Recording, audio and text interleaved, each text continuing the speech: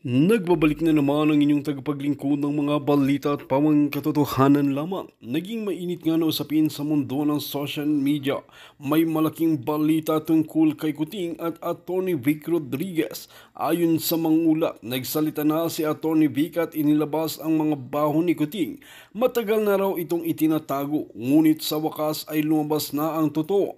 Ayon sa kanyang pahayag, umamin na si Kuting na siya ay isang bangag matapos siyang masobrahan sa paggamit ng isang bagay na hindi pa talaga ito tinitigilan na pagiging polboronic ay patuloy na ito ay ginagamit ni Kuting ng Norte.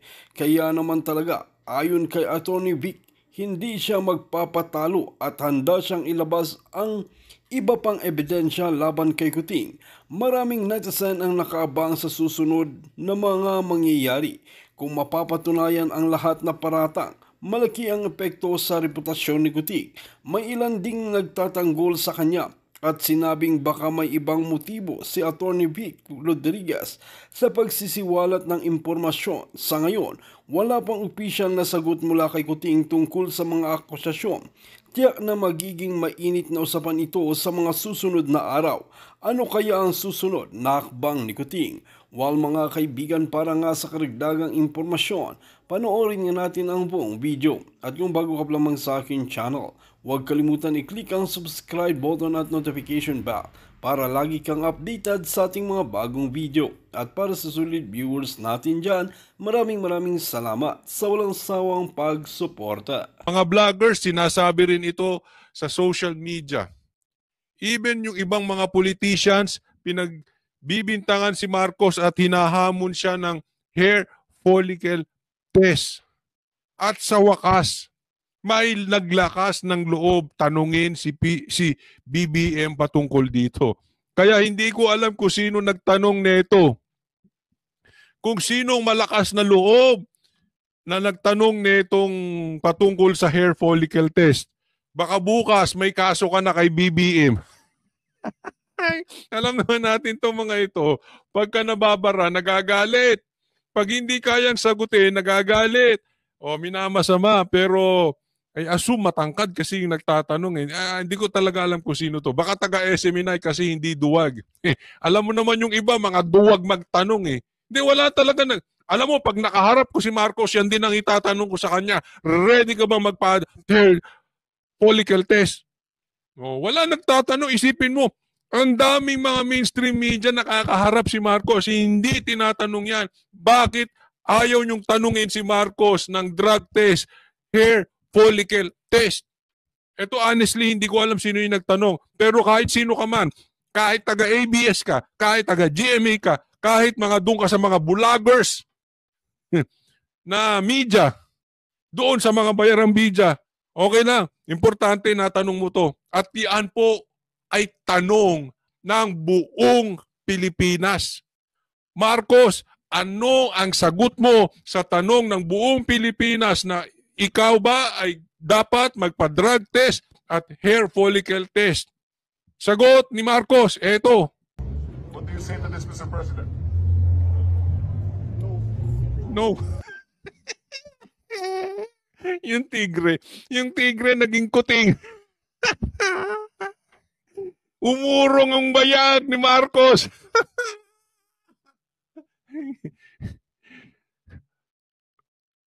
Laglag sa putikan si Marcos dito. Sa lahat. Ako hindi ko alam kung anong mangyayari dito sa nagtanong na ito. Baka kasuhan ito or ipaligpit ito.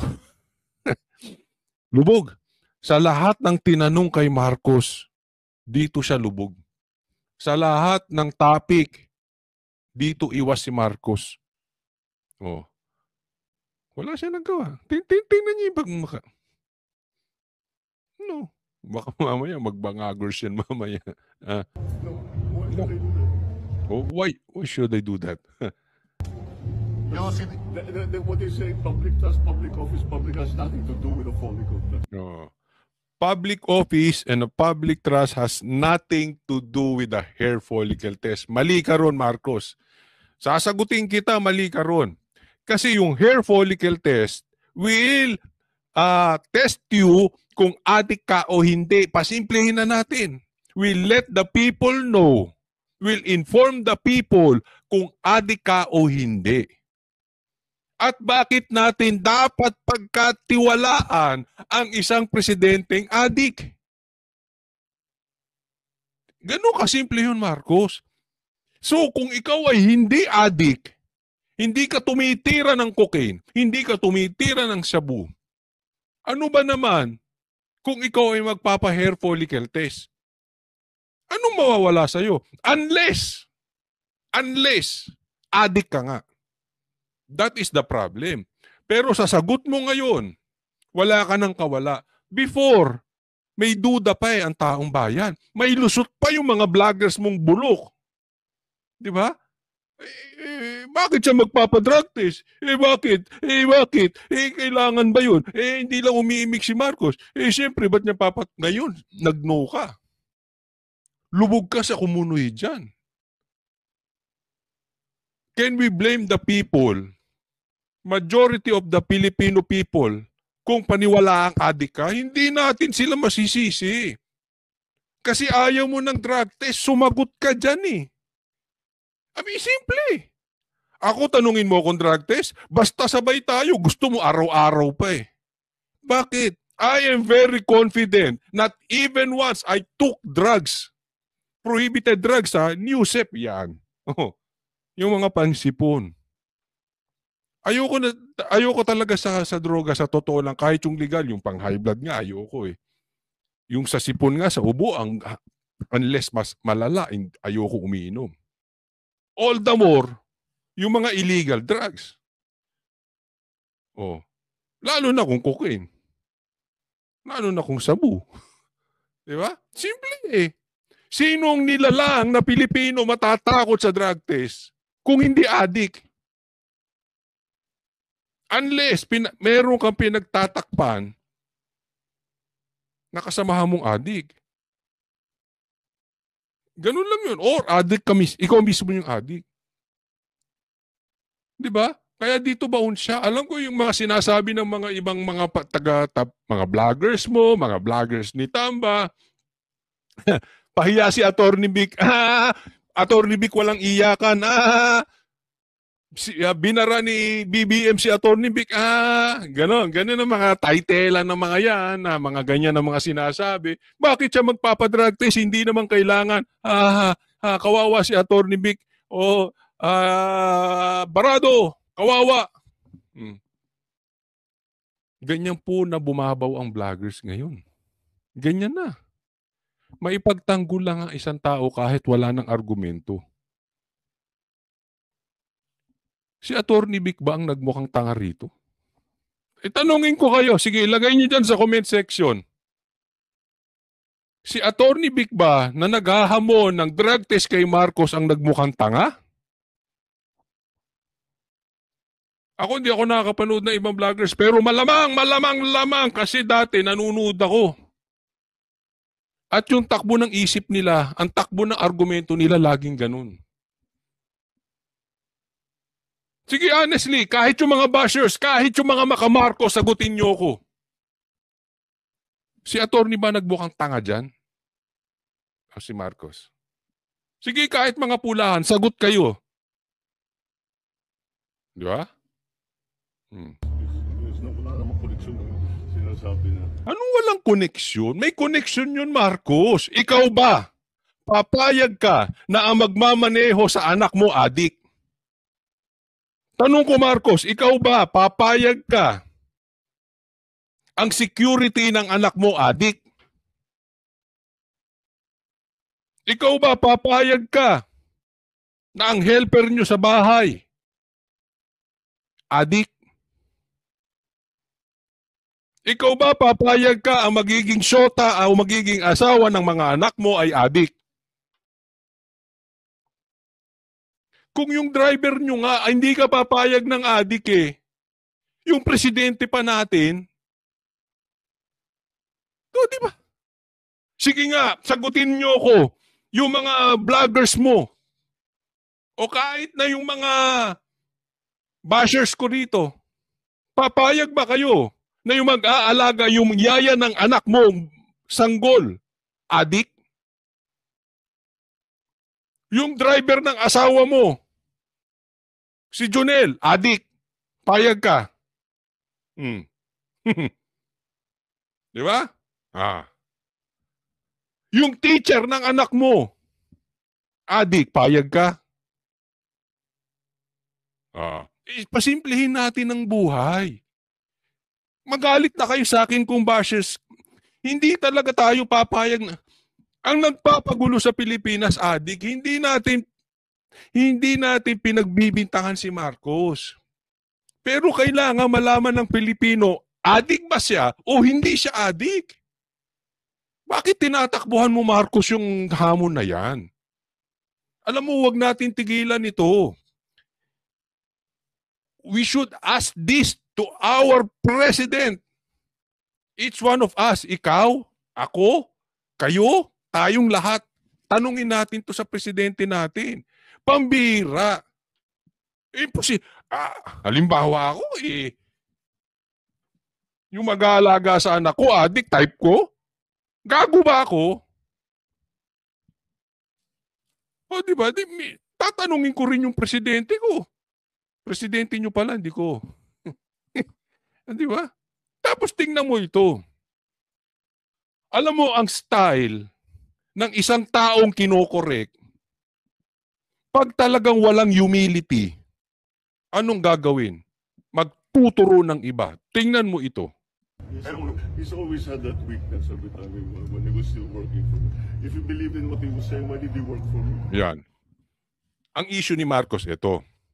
Kasi tinanong siya, ni Attorney Vic, kung may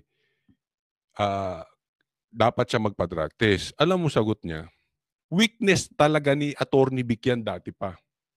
So ibig niya sabihin, weakness niya yan.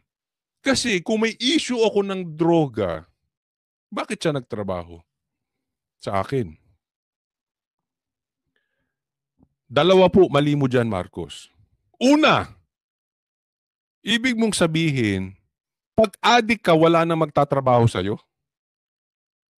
Kasi ang sabi mo, bakit nagtrabaho si Attorney Vic sa'yo kung adik ka? Maraming adik may tauhan eh.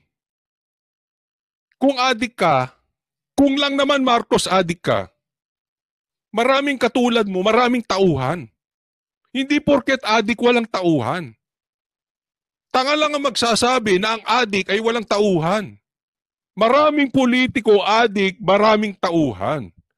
So it doesn't follow na pagka-adik ka, bakit nagtrabaho si Attorney Vic sa'yo?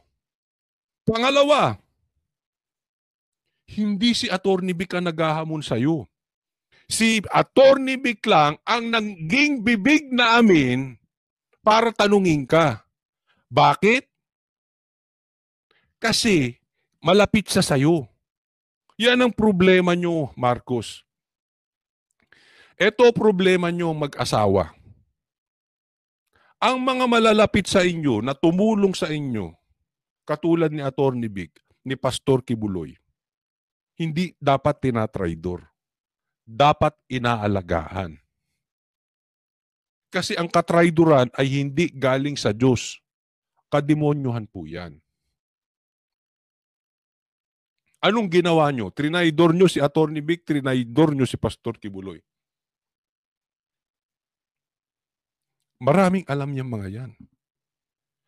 Pero bago tayo pumunta ron, idiin muna natin itong mabuti. Marcos, nakakalimutan mo. Matagal ng hamon ng taong bayan ng Pilipino yung drug test sa'yo. Matagal na sinabi pa ni PRRD na bangag ka. Actually, bago ka pa manalo, tanong na namin yan. Sigaw na namin yan. Drug test for all presidentiables. Lalong-lalo ka na kasi may duda kami na addict ka. Kasi sabi ni PRRD, and I choose to believe him, may nag-a-addict sa jet plane, sa private jet at sa yate. And we think, posibleng ikaw yun. Kaya bago ka pa manalo, kakampi mo pa si Atty. Vic. Yung mga katulad ko, hinahamon ka na ng drug test. Alam ito, nung mga nabudol mo na dating galit sa amin na minumura pa kami, na ngayon kakampi na namin. Dahil na-realize sila nabudol mo sila. So, this is not about Atty. Vic. Marcos, don't ever forget that. This is not about Atty. Vic. Matagal na naming tanong. Nagkataon lang. Dati kayong close. Kaya ako naniniwala ako. This is very good. Ini-engage na ni Marcos si Atty. Vic. Kung ako anak mo, sisisantihin ko yung political advisor mo. Yung tagapayo mo. Marcos, maling-mali ka, sumasagot ka. Kasi kada sagot mo, lumulubog ka sa kumunoy. Hindi ka talaga marunong sumagot. Sa totoo lang, laging laglag ang sagot mo. But anyway, on our part, gusto namin yun. Kasi lumalabas ang katotohanan. And I'm even challenging you. Sagutin mo nang sagutin si Atty. Vic dahil ako naniniwala ako. Maraming alam si Atty. Vic sa'yo. Engage mo siya. Sige, palagan mo sinasabi ni Atty. Vic. Papalakpak ako. Ay, again, hindi ko nilalagay sa alanganin dito si Atty. Vic. Kaibigan ko po siya. Kaklase ko pa siya. Pero I will never believe na walang alam si Atty. Vic sa'yo. Matagal kayo nagsama. That is impossible. Kaya ako natutuwa. Sige, barahin mo ng barahin si Atty. Vic. Sagutin mo siya ng sagutin. Dahil naniniwala ako, isa-isang ilalabas ni Atty. Vic ang baho mo. Go! Sige. I-isolate mo. Kaya nga sabi ko, grabe to. Nung napanood ko to, yari ito si Marcos. Lubog siya rito sa mga sinabi niya.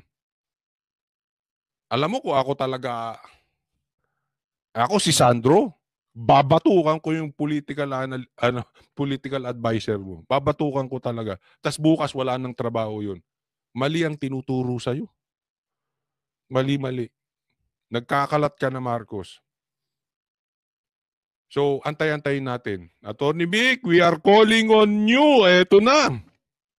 Masaya ito. Matinding laban po ito. Eto, next topic po tayo. Patungkol naman ito kay PRRD. Meron na naman siyang maanghang na sinabi dito kay BBM. Eto.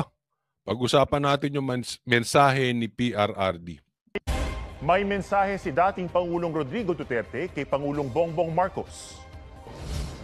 In this coming election, I hope that the President, kung marinig niya ako, bigyan na lang tayo ng, sabi ko, a fair shake of patas lang ang laban.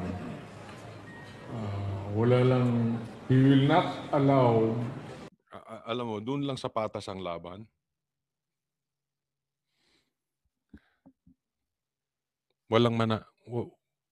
Hindi mananalo, or kung may manalo man sa mga kandidato ni BBM, mas maraming mananalo. Ako, I honestly believe that. Mas maraming mananalo sa bata ni PRRD more than sa mga bata ni BBM. Kung patas ang laban. Kaya lang, wala pa tayo sa langit, PRRD. Hindi pa perpekto ang mundo.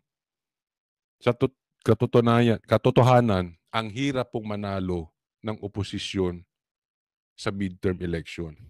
Bakit? Nakila Marcos, nasa administrasyon ng pera, makinarya, power, gapangan. Tatandaan po natin, I will give you an example. Kung meron lang talagang lehitimong dapat manalo bilang senador, yan po si Pastor Kibuloy, si Jimmy Bondoc. Matalino, malaki maitutulong sa bansa, marunong sa batas. Abogado si Jimmy Bondoc, si Pastor Kibuloy, malalim ang pagkakaalam sa politika at malalim ang pagkakaalam sa ekonomiya. So kung patas ang laban, panalo yan. Ang problema po, we need to check reality. Paggapangan sa barangay po, diyan bumubuhos ang pera. Diyan bumubuhos ang ayuda. Kaya nga nagpapatayan pa nga, di ba? Barangay captain lang nagpapatayan pa para sa posisyon. Bakit? Andun ang pera. Pag walang panggastos, and sasabihin ko sa iyo, I'm just being honest. Okay? Kung panggastos, konti po ang pera ng PDP compared sa pera ng administrasyon. Diyan tayo posibleng mahirapan lumaban kasi sagapangan. Nagiging honest lang ako. Bakit ko sinasabi yan sa inyo? Para ito'y trabaho natin na ikampanya itong talagang makakatulong sa ating bansa. Ikampanya natin sila.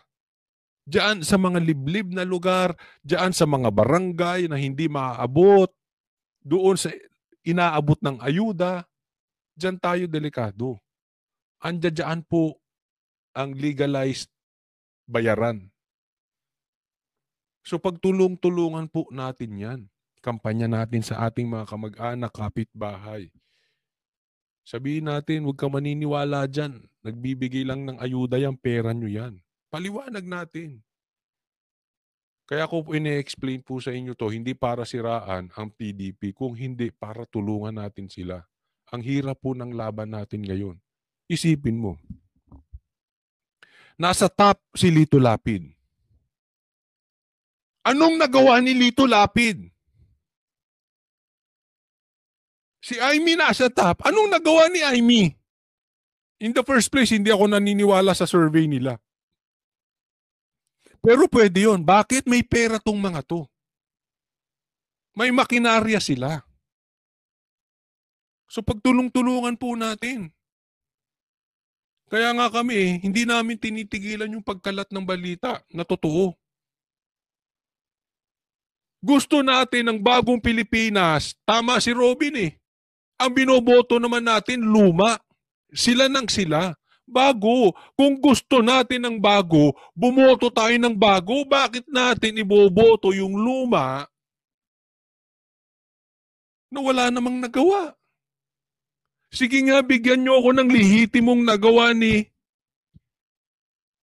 Lito Lapid? Ni Amy? Si Castro, tumatakbo pa. Ano ba naman? Diba?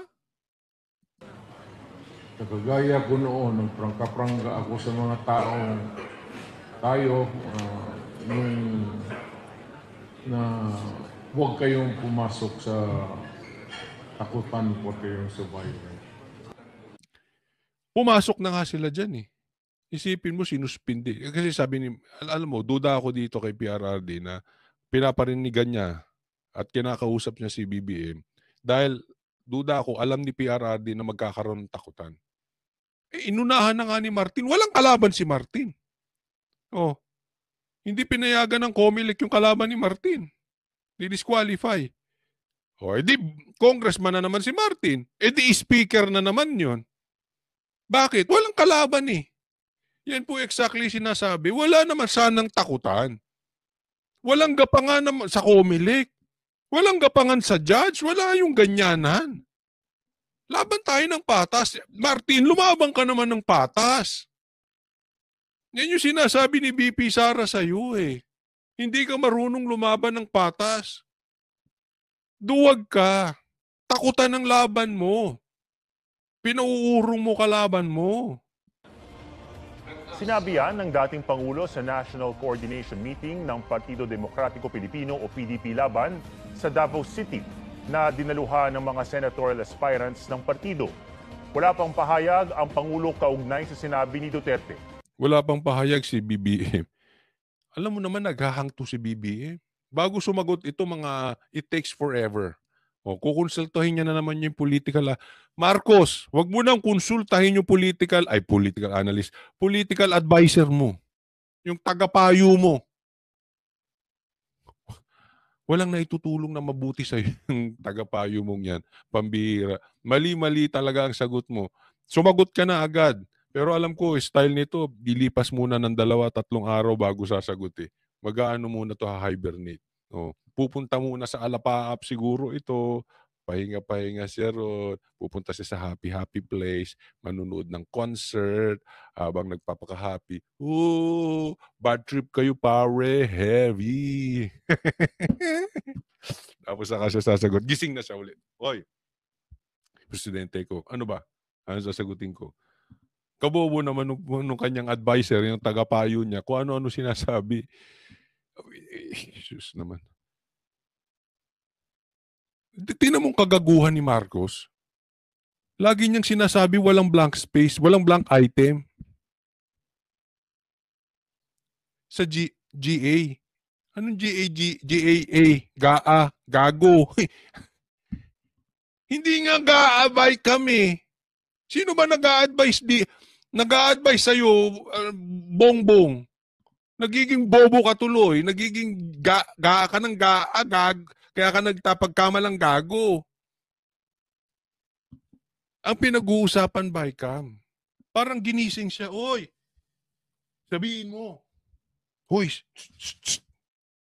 presidente ka. Sabihin mo, walang blank item sa GAA. Ang tagal na natin nag-uusap, Bicam nga eh. GAA naman to ng GAA. Naiintindihan nyo?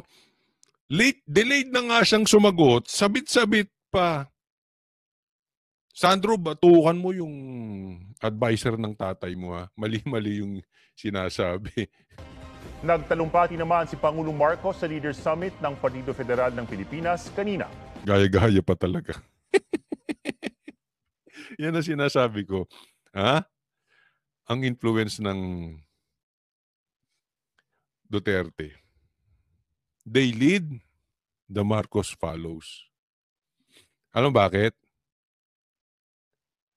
Ang gumagawa ng balita, nag-meeting ang PDP sa Davao, nagsalita si PRRD.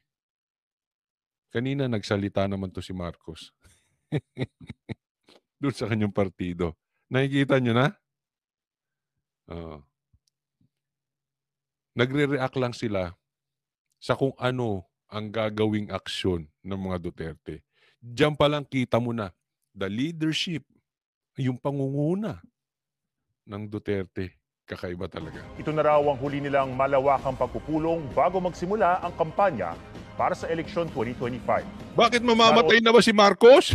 Ito na daw huli nilang pagpupulong. Ma-overdose ng ensimada? Pahuling Sa summit ang mga kandidato ng partido. Okay, next topic po tayo. Dito naman tayo, pag-usapan natin itong pag-usapan natin itong rally at nang tayo ay may pagtawanan. So comedy naman tayo, masyado tayo seryoso pagtawanan natin yung rally. Bukod sa rally sa EDSA Shrine, una na ring nangalampag ang ilang grupo sa People Power Monument. Inip na raw silang ma-impeach ang vice-presidente. Galawang